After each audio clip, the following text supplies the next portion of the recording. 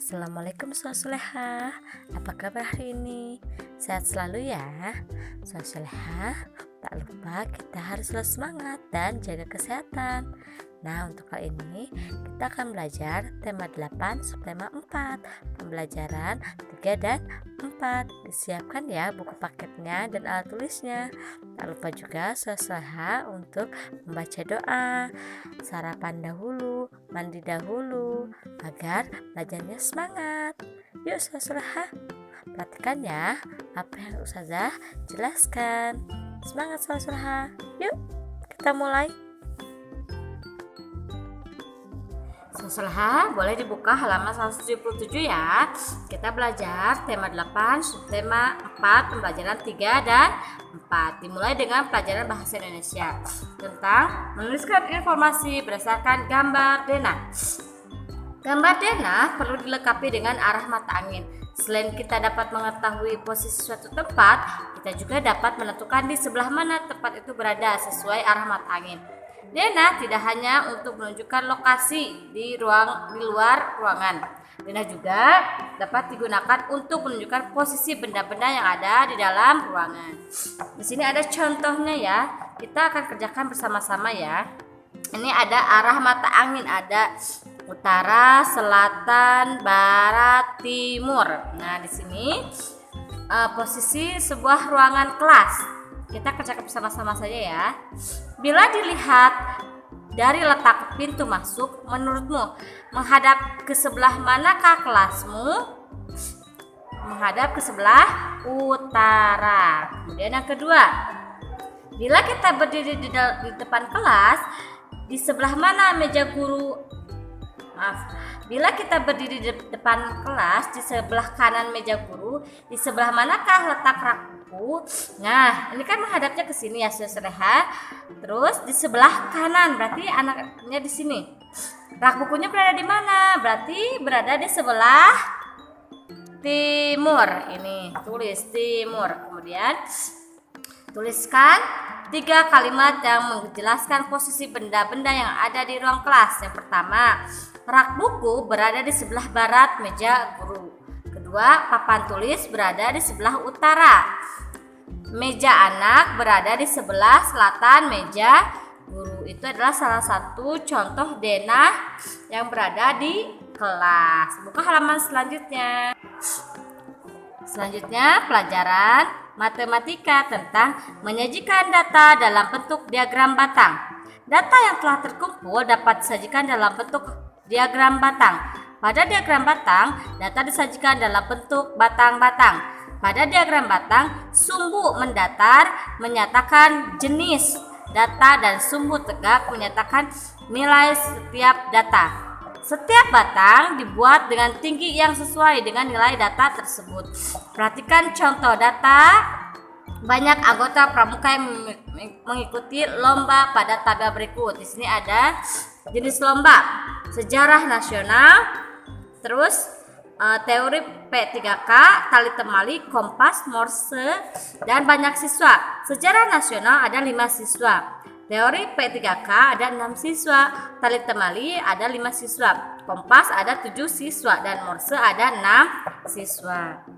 Untuk menampilkan data tersebut ke dalam bentuk diagram batang, tentukan terlebih dahulu jenis lomba pada sumbu mendatar dan banyak siswa pada sumbu tegak.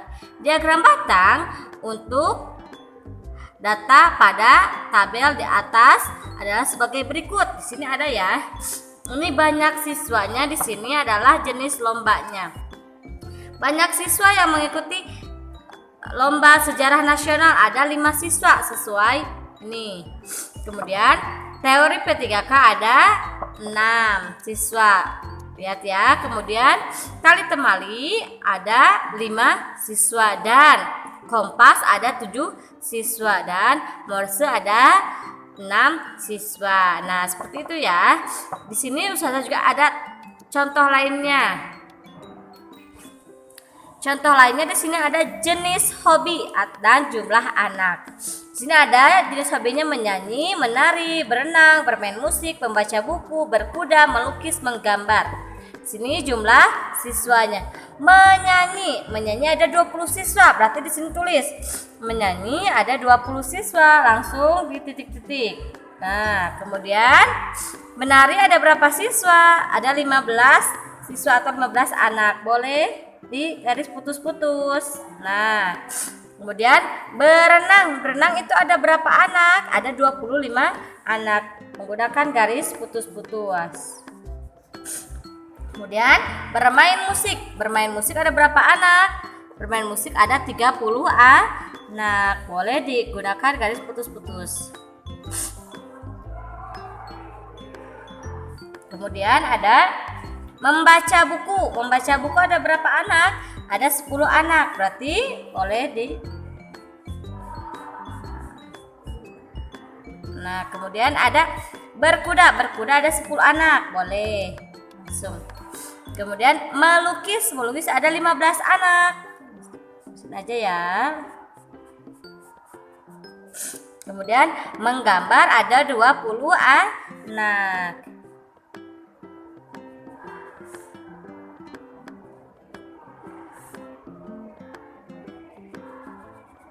Nah, seperti ini. Ini contoh jenis diagram batang. Dengan menggunakan jenis diagram batang, maka mendata sebuah data akan lebih mudah. Selanjutnya, buka halaman selanjutnya ya. Selanjutnya buka halaman 179. Sini ada kerjakan soal-soal berikut. Nah, soleha boleh mengerjakan tugas ini, dibuat diagram batang seperti yang tadi Ustazah sudah jelaskan. Nah, selanjutnya pelajaran SBDP membuat maket. Pada pembelajaran sebelumnya kamu telah mempelajari pembuatan maket. Maket dapat digunakan untuk menggambarkan sebuah benda atau wilayah. Jika digunakan untuk menggambar sebuah wilayah, maket juga dapat berfungsi sebagai denah. Maket yang menggambarkan wilayah biasanya terdiri atas beberapa bangunan. Oke, buka halaman selanjutnya, halaman 180. Di sini ada pelajaran bahasa Indonesia tentang menuliskan kalimat petunjuk sesuai dengan denah. Menurut Kamus Besar Bahasa Indonesia atau KBBI, denah merupakan boleh garis bawahi, denah merupakan gambar yang menunjukkan letak kota, jalan, dan sebagainya. Denah berfungsi sebagai petunjuk hal tertentu. Misal, dalam denah sekolah digambarkan letak-letak bangunan yang ada di sekolah. Untuk menemukan tempat pada denah, kita harus bisa membaca denahnya terlebih dahulu. Cara membaca denah yaitu dengan memperhatikan arah mata angin sebagai titik utama. Setelah membaca denah, kita dapat menuliskannya dalam bentuk kalimat.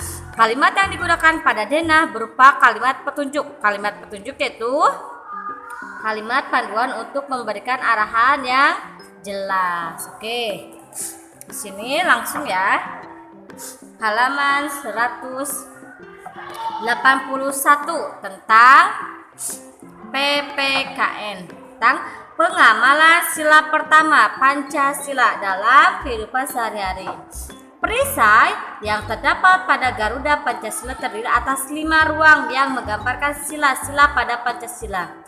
Simbol sila pertama Pancasila adalah gambar bintang. Ini ya, terletak di tengah. Makna sila pertama Pancasila adalah bangsa Indonesia percaya kepada Tuhan sebagai pencipta alam. Sila pertama diterapkan dalam kehidupan sehari-hari dengan taat melaksanakan ibadah. Sebagai pelajar, kita dapat mengamalkan sila pertama Pancasila dengan kesadaran melaksanakan ibadah. Selanjutnya, buka halaman 182. Di sini ada contoh perilaku yang sesuai dengan sila pertama Pancasila sebagai berikut. 1. Beribadah dengan kesadaran sendiri. 2. Melaksanakan ibadah tepat waktu.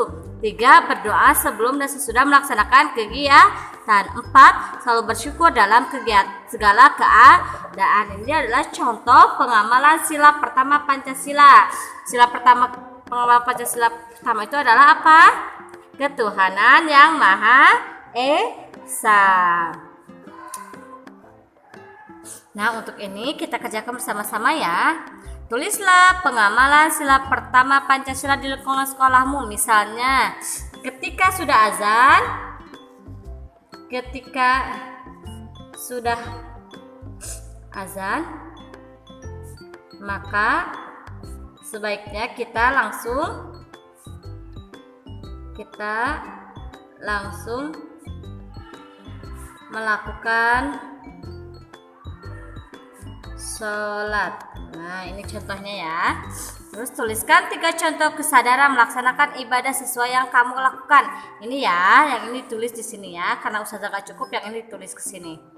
Kemudian pada sore hari, Dedi sedang mengerjakan tugas sekolah. Tugas sekolah Dedi cukup banyak. Pekerjaan itu harus segera diselesaikan karena esok hari harus dikumpulkan. Akan tetapi ketika tiba waktunya ibadah, ayah mengajak Dedi untuk beribadah. Apa yang seharusnya dilakukan oleh Dedi? Seharusnya Dedi